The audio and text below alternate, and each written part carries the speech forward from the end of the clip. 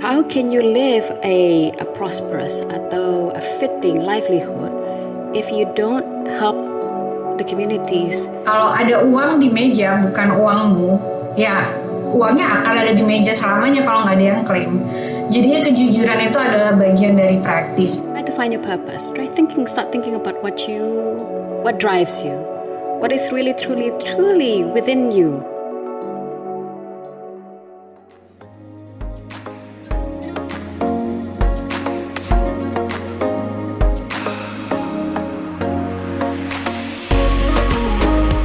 Hey, you are listening to You the Podcast. This is Christopher Tobing. Listen to our discussion about purpose, leadership, and sustainability of people and organization. This is You the Podcast.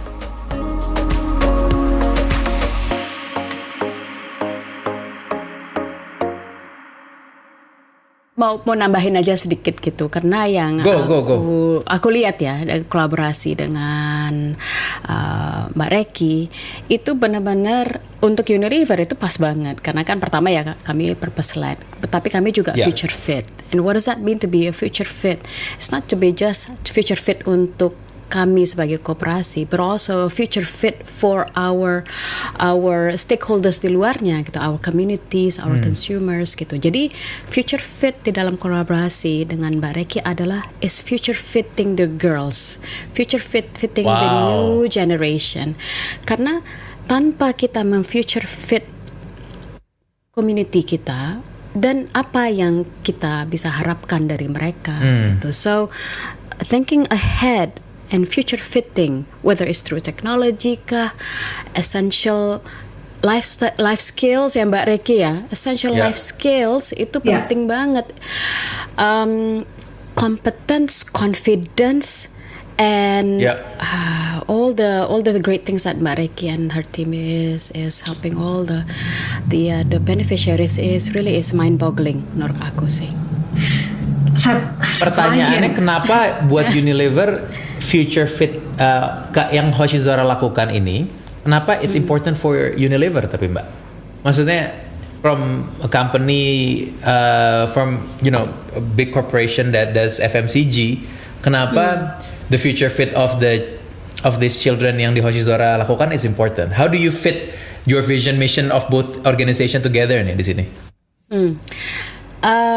Purpose-nya Unilever kan is to make sustainable living commonplace ya. Jadi essentially adalah to make hygienic, clean, healthy, and environmentally friendly behavior to be our commonplace atau kebiasaan sehari-hari bahasa Indonesianya gitu. Jadi kita itu mendorong supaya setiap orang, setiap individu itu tahu harus sikat gigi pagi dan malam, harus mandi gitu ya. Apalagi sekarang pas pandemik ini luar biasa pentingnya sanitation and hygienic behavior ini. Tapi juga friendly kepada environment kita. Tapi to make sustainable living commonplace is also to think about to keep on thinking about that sustainability is also about livelihood juga. Now, how can you live a prosperous atau a fitting livelihood if you don't help the communities to be more educated? Now, educatednya ini kan bukan berarti ya dia mesti dapat PhD gitu ya. Not everyone needs to have PhD, and we don't need. Semoga jangan ya. Jangan juga. Aku nggak mungkin masuk situ. Nah, tapi malah jadinya the varieties of di mana kita itu bisa membangun these new generations itu penting untuk Fair and Lovely dan untuk Unilever karena they are also our future consumers. Nice. Tapi orang pun tidak akan ingat our brands or Unilever kalau kami pun itu tidak memberikan apa yang benar-benar truly needed by our consumers. Kalau kayak Mbak Reki sini benar-benar ngopeni gitu kan anaknya dari yang SD SMP yang Mbak Reki sampai udah kuliah sekarang. Nah, that is that's a sustainable program. So it's not just sustainability dalam hal quote menjaga lingkungan, tapi the program itself is sustainable gitu. Kita tuh benar-benar menggandeng our communities gitu. Di momen-momen penting pertumbuhan anak-anak ini, timnya Mbak Ade, Mbak Distia, dan teman-teman tuh selalu tanya, adik bintang, kalau di Hoshizora kan kita manggilnya adik bintang ya. Adik bintang tuh butuhnya apa sih? Kalau kuliahan, pinter aja itu penting gak sih? Kalau pinter tapi terus lulus kuliah nggak bisa adaptasi, nggak bisa ngobrol dengan orang, nggak bisa benar-benar bawa ilmu itu balik ke komunitas, ke kampungnya, percuma nggak sih? Jadinya tuh sustainability yang kita pikirin tuh panjang banget gitu. Anak-anak ini bisa nggak beneran coping di dunia kerja? Anak-anak ini pinter jadi insinyur, mau nggak sih balik ke komunitasnya? Jadi nggak cuman pikiran ya, kita tuh harnessing the heart as well, social emotional learningnya. Jadinya ya ampun, aku diajarin begini waktu dapat beasiswa Fair and Lovely Bintang Beasiswa. Oh, aku belajar kalau misalnya community management tuh it's a thing. Gimana kalau aku bawa balik ke kampungku di Sumatera? Oh, kita nggak punya air bersih. Gimana sih caranya kita bikin filtering water jadi kita bisa minum air bersih? Hal-hal yang seperti itu panjang impactnya, dan again ada ripple effect ya. One thing that we say today right now di depan anak-anak itu, you never know, it could be the fuel for them to make impact everlasting. Yes. And that's the true example of Future Fit tadi ya, bahwa all of those things akhirnya punya ripple effect-nya, not necessarily with one program tapi again and again and again. Nah, Mbak Ade, Unilever tapi secara structure tuh adalah sebuah perusahaan dan juga mempunyai sebuah corporate foundation. Ini how does it work sih? Gimana sih maksudnya? Boleh diceritain nggak? Karena kalau misalnya Hoshizora pure NGO ya, as far as I know. Nanti, but kalau Unilever sendiri, you have PT Unilever Indonesia dan juga UEF ya, Unilever Indonesia Foundation. Ya. Jadi Unilever Indonesia Foundation ini lahir di tahun 2000. Sekarang 2000. Jadi tanggal 27 nanti, ini 27 November. Mungkin buat beberapa yang dengerin, ini umurnya sama dengan kalian, jadi aku beda tipis loh. Oke, Mas beda tipis ya. Lahir di tahun 2000, jadi insya Allah tanggal 27 ini umurnya 20 tahun pas gitu. 27 November? Wow, oke. Ya, dan tentunya ini suatu komitmen sendiri ya untuk Unilever Indonesia, TBK-nya sendiri untuk membangun Unilever Indonesia Foundation dengan komitmen yang sangat tinggi. Ini dimulai karena pertama adalah kepercayaan Unilever Indonesia pun untuk menjuantahkan purpose-nya itu nggak bisa hanya sendiri. Dan harus dengan kolaborasi dengan stakeholders lainnya, dengan pemerintah, dengan CSOs dan NGOs on the ground. Jadi Unilever Indonesia Foundation itu adalah a mechanism untuk kami itu in a way berjabat tangan gitu ya dengan para NGO gitu. Kalau ini benar-benar loh, it's a true intention given out by Unilever Indonesia saat itu untuk memulai, yuk kita bareng-bareng yuk. We can all have an impact if we did this together gitu loh. Kalau misalnya kita gotong royong, we can deliver a greater impact daripada cuman hanya Unilever Indonesia sendiri perhaps, atau cuman CSO sendiri perhaps. So dibuatlah foundation ini untuk menjembatani penjawantahannya purpose-nya Unilever Indonesia itu ke level tapak gitu. Dan hasilnya gimana? Maksudnya I think so, karena beberapa orang yang aku tahu dari NGO juga pasti akan bingung, sebenarnya yang gue kontak tuh Unilever Indonesia, ketemu dengan Head of Corporate Affairs and Sustainability-nya, atau aku harus kontak Unilever Indonesia Foundation kayak gitu untuk to become like Hoshizora, berkolaborasi dengan Unilever. Karena yang aku pengen tanya juga bahwa kalau ada orang yang memang pengen berkolaborasi nih sama Unilever secara NGO perspektif, sebenarnya sama aja nggak sih ngobrolnya? Cuma nanti baru akan diarahkan.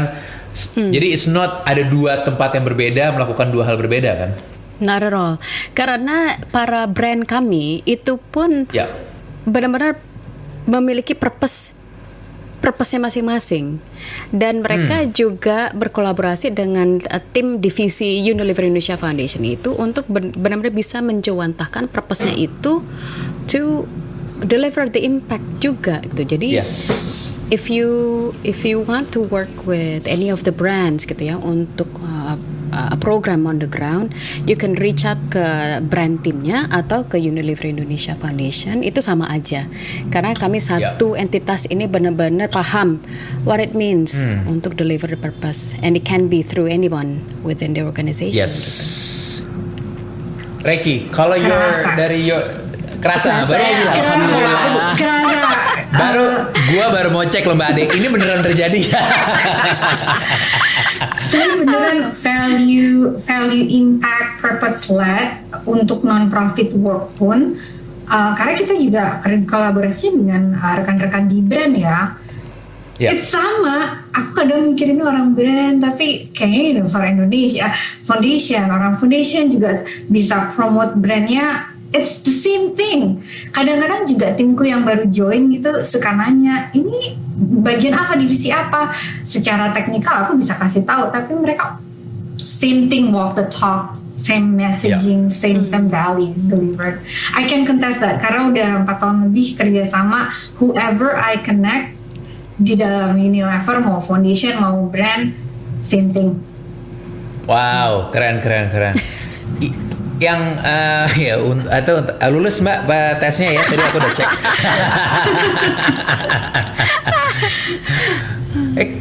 Kalau dari pengalamannya berdua nih, biasanya kolaborasi tuh fail antara corporate dan NGO in terms of program tuh karena apa tuh? Apakah NGO-nya buru-buru, I just need the money from corporate? Itu juga sebuah mindset NGO. Banyak yang mindsetnya, pokoknya yang penting proposal kirim, kita dapat dananya, kayak gitu kan. Apapun itu. I know a lot of NGOs are in that mindset juga. Dan some corporate treating CSR sangat amat cuman bagi-bagi aja deh. Yang penting kita udah lapor, kita udah bagi gitu. It's a really good question. Karena ini mungkin teman-teman di Zora yang suka ngeliat kaki ketat banget sih. Tapi mungkin karena ngelihat di Jepang dulu juga belajar ya antar perbedaan antara non-profit di Jepang, di Amerika, di Indonesia, apa yang bikin mereka sukses, bikin kita kadang kurang sukses. Termasuk si Zora juga ada jatuhnya juga, ada banyak proses pembelajaran. Satu hal yang aku tanemin ke teman-teman di kantor Zora, take your time untuk bikin proposal serealistis mungkin, sama sepertinya saat proposal itu di-approve, implementasinya itu as is, nggak ada ceritanya di tengah-tengah terus berganti budget, berganti tema dan lain-lain, kecuali kayak ada natural disaster, terus ada like out of our control, itu bisa dibicarain ya. Tapi proposal sebenarnya itu bukan cuma cari cara untuk dapat funding. Proposal itu adalah guiding principle of implementation. Nah, untuk change mindset-nya itu mungkin agak sulit karena kebiasaan kita bikin proposal, uangnya dapat berapa, terus yang dikerjain apa, nanti terus kelimpungan saat bikin laporan keuangan. Nah, di Zora sendiri kita practicing setiap quarter, jadi setiap project itu laporannya langsung selesai per project. Tapi secara organisasi juga kita itu ada quarterly review, jadi nggak cuma end of the year reviewnya quarterly, ternyata kita behind timeline or ahead of timeline, jadinya kita communicate juga sama stakeholder kita supaya expectation-nya ya sama seperti SOW, MOU yang ditandatangani.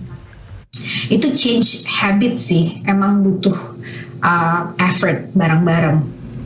This habit of yours came karena you work in consulting nggak dulunya? Aku mungkin atau ini more of a principle kayak we say as it is, we do as it is gitu. Ya mungkin keluargaku juga karena keluargaku nggak tahu gimana caranya. Kalau ada uang di meja bukan uangmu, ya uangnya akan ada di meja selamanya kalau nggak ada yang klaim.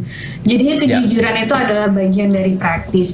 Tapi mungkin rigidness dalam hal practicing ini nih datangnya dari Jepang. Aku tinggal di Jepang 7,5 tahun, kerja di corporate. Selama jalanin Hoshizora juga aku ngerjain pekerjaan di corporate di mana benar-benar kayak kalau nggak bisa being held accountable on something, konsekuensinya itu gede banget gitu.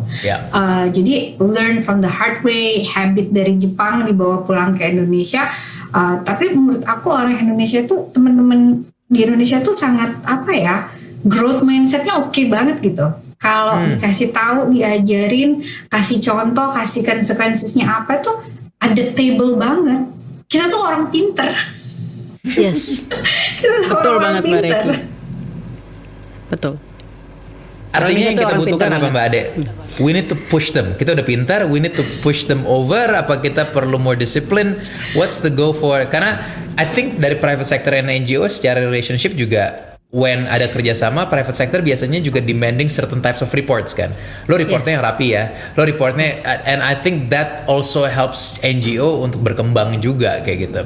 Do you do that with the NGO that you work? Misalnya jangan Hoshizora deh, Hoshizora udahlah ya, foundernya punya that Japanese rigidness with value uang di meja kayak gitu ya. Tapi kalau dengan yang lain, do you demand some sort of a certain way of professionalism or reporting?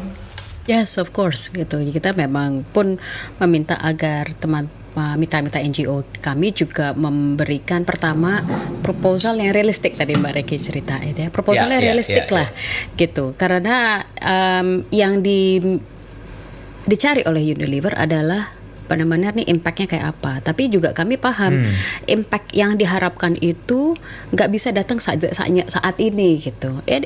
Impact grows over time juga gitu kan, sampai kita able to achieve the true impact that we want to achieve. Itu satu. So work with a work plan, and work plan itu harus realistic, dan work plan itu pun harus benar-benar take into account who are the beneficiaries of the program. Misalnya komunitas di desa gitu kan. Kita juga pengen tahu, profilnya dari si beneficiary ini seperti apa, and berapa lama yang harus kita spend. It's necessary for us to be able to have that in the back of our minds to deliver the behavioral change. Karena about sustainability program ini, it's essentially is about behavioral change, behavioral mindset, perubahan mindset, perubahan paradigm gitu ya.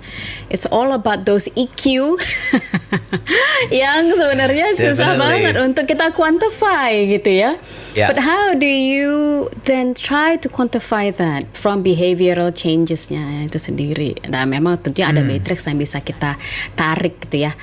Contohnya di bank sampah kita tarik, berapa banyak ton of sampah yang kita bisa kumpulkan, dan so forth and so forth gitu.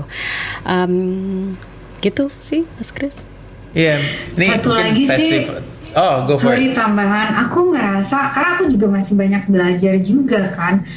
Yang keren banget itu di Indonesia kita punya ekosistem di mana orang-orang yang bekerja di corporate itu bisa mentoring rekan-rekan yang ada di social enterprise, non-profit. Banyak banget inkubasi di Indonesia yang kasih kesempatan mentoring itu, dan buat aku sih even orang corporate di Jakarta yang punya skill-skill ini, saat mereka mementoring rekan-rekan yang misalnya dari Kalimantan, Sumatera, daerah-daerah yang exposure untuk Jakarta culture-nya belum ada pun, banyak banget kesempatan buat saling belajar, karena teman-teman yang dari luar Jakarta itu bawa local wisdom yang menurut aku tuh sebenarnya kesuksesan Indonesia itu come from our local wisdom. Jadi semua yang kita bawa secara profesional dari luar itu membantu menumbuhkan Indonesia, tapi ultimately banyak banget solusi yang keluar dari local wisdom itu. Nah, saat rekan-rekan corporate bertemu dengan rekan-rekan lokal yang membawa local wisdom ini, itu bombastic banget menurut aku impactnya. Dan itu terbukti di betul. I think the program that you guys are running juga kan selama 4 tahun ini. I think that's exactly that example. Local wisdom bertemu dengan corporate yang believe in future fit, Dan akhirnya berapa ribu anak inilah yang udah terlewati di dalam program scholarship. Pertanyaanku di ujung-ujung nih sekarang. Ini balik lagi ya, kayak dari awal tadi kita udah sempat ngomongin purpose, kita udah ngeliat bahwa kenapa alasannya Reiki dan Mbak Ade melalui pathway inilah. Mungkin malah aku bilang pathway yang nggak segampang pathway orang lain, karena memilih I wanna make an impact in whatever things that I do. Reiki melalui NGO, dengan Mbak Ade melalui semua sektor. Aku mau bilang tadi sektor apa? Melalui semua sektor sampai saat ini di sini kayak gitu. Tapi kalau dilihat, kalau ada orang yang saat ini bingung untuk gue kerja di mana ya, di korporasi apa di NGO, I have this idealism I wanna do kayak gitu loh. Advice-mu apa nih dari Mbak Ade dan Reiki? Aku kalau bisa ditanya apakah aku an idealist atau realist ya. Yeah. Aku tuh I would say I am a relentless optimist. A relentless optimist. I mean that I'm optimistic all the time Yeah. gitu ya. Mungkin kadang-kadang mungkin aku sendiri ngerasa mungkin aku tuh membuat timku tuh capek karena aku like yo terus gitu kan ya. I'm such an optimistic person gitu. Alhamdulillah sih I feel grateful that I'm an optimistic person. Dan I think to work in sustainability you have to be so. Karena this is not a walk in the park. This is such a hard, difficult job gitu. And you have to have that grit. You have to have that passion. You have to have that belief in what you do will deliver good and greater good for and bring joy to every living being around you gitu. So is that kind of passion, that belief in your purpose and belief in your in what you do will bring good, and of course it can be anyone in every type of life, in every job that they've got now. You can do that to the best of your ability, to bring joy to every living being around you, to bring greater good, to deliver impact at this point in time right now gitu. You can be in any corporations, any NGOs, and in the government begitu. So it really is, it comes down to what you believe in, whether or not you truly are. Pertama adalah whether you, if I could advise teman-teman yang ada listening today, is try to find your purpose. Start thinking about what drives you. What is really truly within you. What is that? There is that calling sebenarnya dari dalam ya. Tapi kan otak kita ini kan sibuk banget ya. Again, I'm reiterating the teachings of Eckhart Tolle ini ya. Jadi otak kita ini sibuk banget that we don't take time to really listen to what our inner being is telling us, what our purpose. So take time to listen. Take time to listen. Wow, I think that's amazing. That's amazing advice. Kalau dari kamu Reiki? Mungkin aku realistic, idealistic. ini pengen aku bilang curang banget jawaban kalian berdua, tapi realistic, idealistic. Oke. Iya, idealist benar, tapi ada area di mana mesti bisa realistik juga. At times I have to be stoic as well. It is what it is. Terus turn the energy into like what can we do better, kan? Jadi idealisnya in the next question, what can we do better next? Menurut aku lika-liku ini ya, orang sering tanya, Reiki, kamu konsultan, ngerjain Hoshizora non-profit, terus 3 tahun belakangan ini aku stres banget ngeliat sampah di Indonesia, like personally aja lihat plastik sampah di mana-mana, aku udah kayak ada heart attack gitu. Terus aku mulai project beeswax wrap, jadi aku bikin sendiri sama temenku, bikin beeswax, terus teman-teman pada beli, jadi sustainable business juga.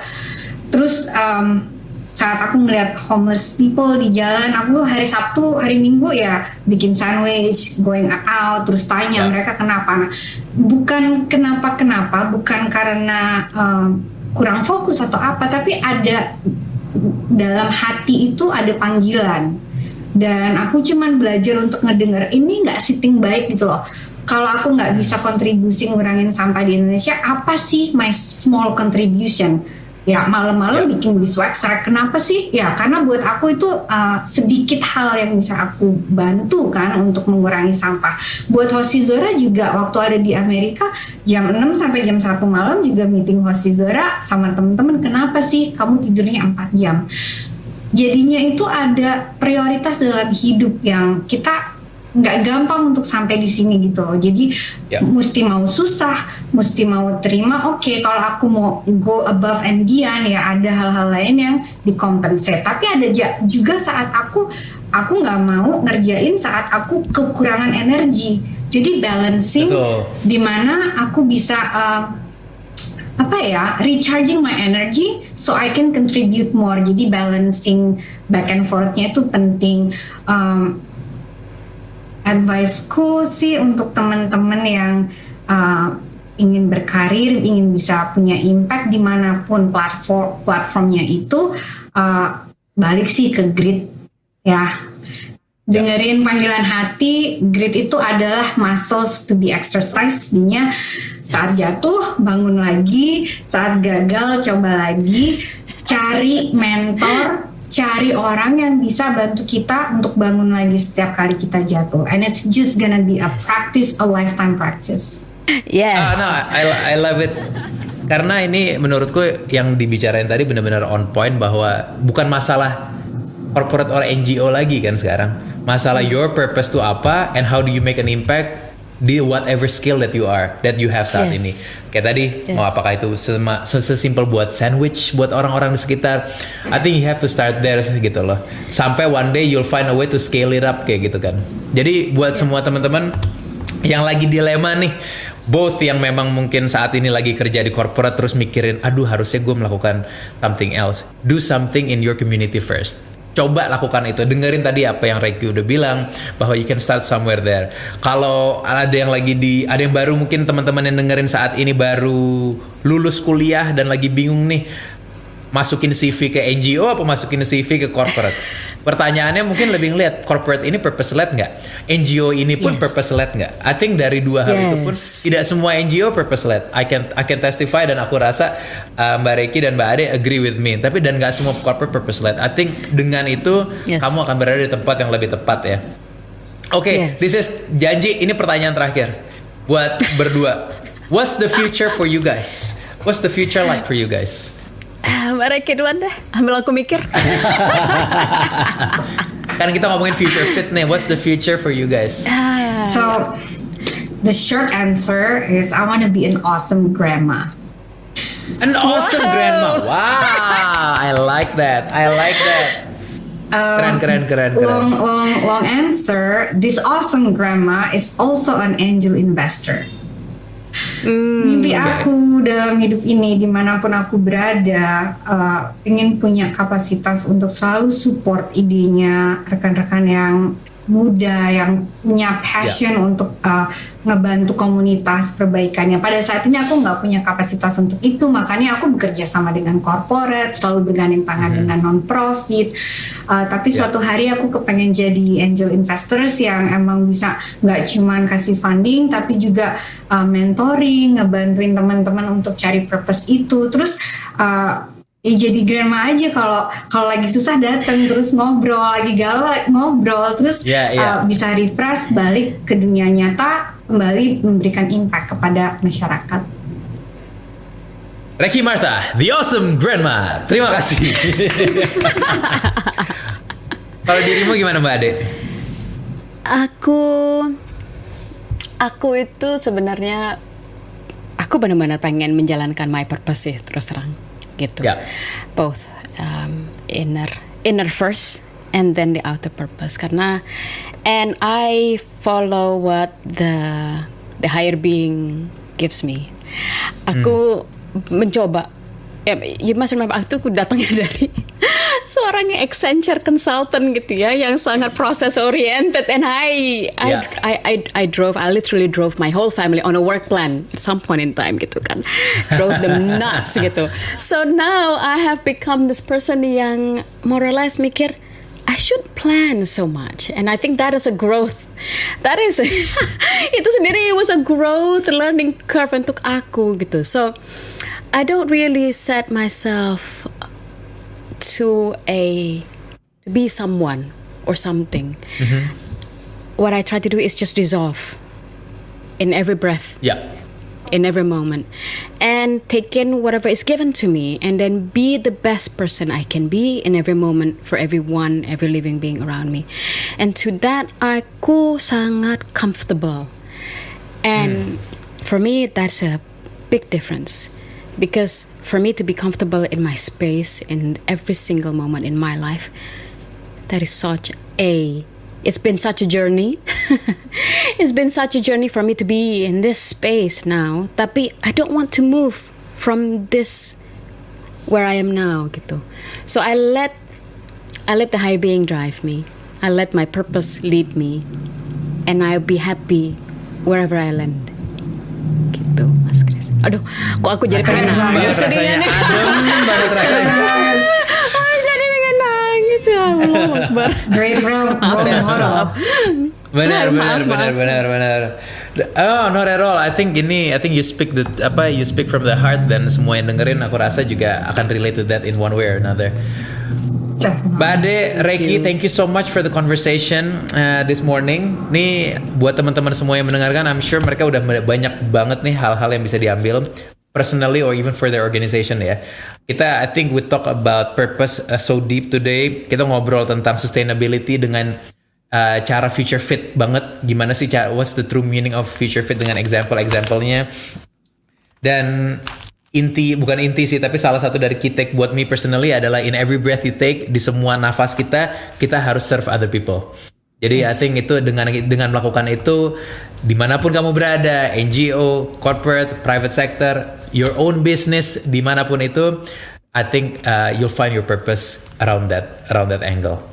Yes. Oke teman-teman, buat semuanya mendengarkan, please do kalau apapun yang kamu dengerin sekarang, kamu merasakan ada sebuah hal yang bagus, screenshot this podcast, kamu taruh di social media kalian, spread the words around supaya lebih banyak orang-orang yang bisa dengar tentang message dari Reiki dan dari Mbak Ade. Oke, Reiki, Mbak Ade, terima kasih sekali, and we hope kita akan ketemu lagi.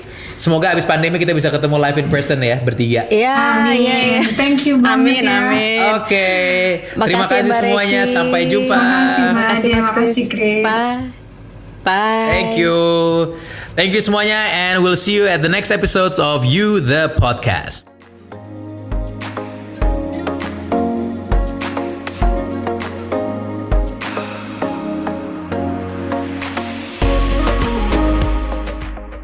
Hey guys, thank you for listening to You the Podcast. If you find this insightful, please follow, subscribe, and share this with as many friends as you want. And see you on the next episode.